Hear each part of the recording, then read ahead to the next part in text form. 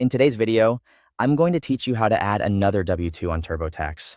If you worked for more than one employer during the tax year or received multiple W-2 forms, it's important to enter each one correctly so your return is complete and accurate.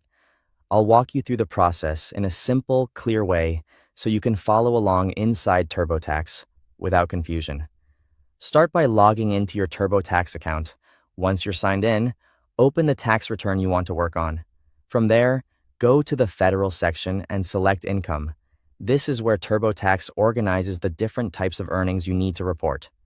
Next, look for Wages and Salaries, or W-2, and click Start or Revisit, depending on what appears on your screen.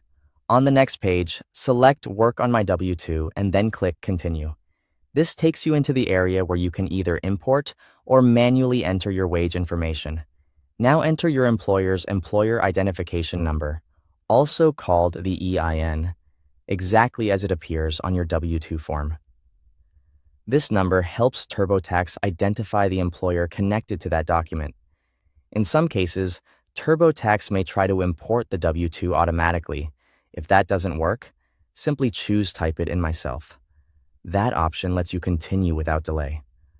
From there, enter the information from your W-2 manually.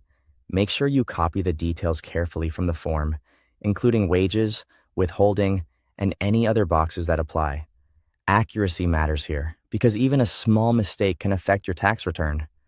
Once everything is entered, review the W-2 details closely to confirm they match the form exactly before saving. After you save the first W-2, return to the Income section.